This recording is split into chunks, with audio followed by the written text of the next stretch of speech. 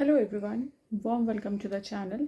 आज के इस वीडियो में हम बात करेंगे कि क्या आप अपने ग्रेजुएशन और पोस्ट ग्रेजुएशन के स्ट्रीम को कम्प्लीटली चेंज कर सकते हैं। मैं सब्जेक्ट्स की बात नहीं कर रही हूँ, स्ट्रीम की बात कर रही हूँ। लाइक अगर आप आर्ट्स के स्टूडेंट हैं तो क्या आप साइंस स्ट्रीम से, अगर आपने आर्ट्स से ग्रेजुएशन किया है तो क्या आप साइंस से पोस्ट ग्रेजुएशन करते हैं, या साइमल्टेनियसली अगर आप साइंस से ग्रेजुएट हैं तो क्या आप कॉमर्स से पोस्ट ग्रेजुएशन कर सकते हैं। इस बारे में हम बात करेंगे आज की इस वीडियो में। सबसे पहले हम बात करेंगे कॉमन क्या है, बेनिफिशियल क्या है, and most of the universities क्या आपको अपॉर्चुनिटीज़ देते हैं, क्या फैसिलिटीज़ देते हैं।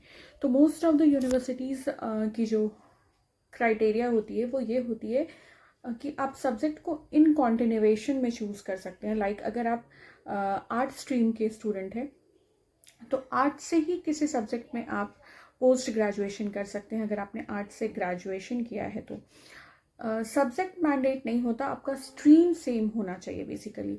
सपोज दैट आर्ट्स में आपने हिस्ट्री से या इंग्लिश से ग्रेजुएशन किया है, मतलब ऑनर्स किया है, ठीक है।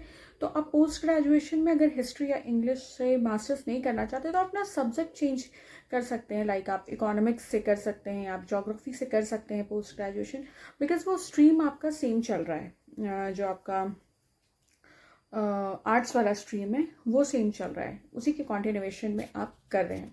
तो बिकॉज जब भी आप एडमिशन लेने जाते हैं पोस्ट ग्रेजुएशन में तो ग्रेजुएशन के रिजल्ट्स और बहुत सारे डॉक्यूमेंट्स के बेसिस पे आपकी एडमिशन होती है। तो कॉमन जो एडमिशन में सिलेक्शन का प्रोसीड्योर है या शॉर्टलिस्ट करने का प्रोसीड्योर है वो यही है कि आप सेम स्ट्रीम के सब्जेक्ट्स आगे जाके कंटिन्यू करें। और जैसा कि मैंने बताया कि अगर आप सब्जेक्ट चेंज करना चाहते हैं, सेम स्ट्रीम में डीप स्टडी चाहते हैं उसी स्ट्रीम के किसी और सब्जेक्ट में, तो ये मोस्ट ऑफ द यूनिवर्सिटीज़ के पास ये फैसिलिटी होती है।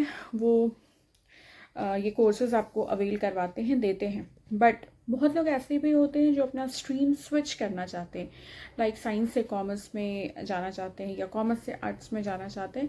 तो मैं बताना चाहूँगी कि it depends upon university to university.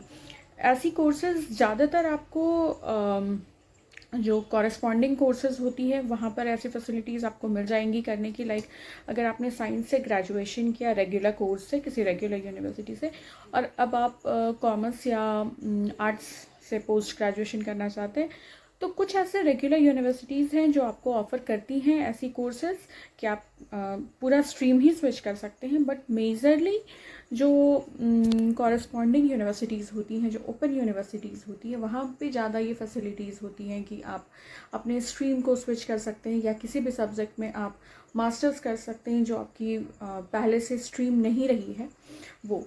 But सिर्फ मैं मेजरली मैं बता रही हूँ कि ओपन यूनिवर्सिटीज़ में आपको ये फैसिलिटीज़ मिलती हैं। बट कुछ यूनिवर्सिटीज़ ऐसे हैं जो आपके डीपर नॉलेज के लिए या R&D के नॉलेज के लिए आपको स्ट्रीम चेंज करने की अवेलेबिलिटी देते हैं। तो इन दैट केस आपको यूनिवर्सिटी का पता करना होगा, ठीक है।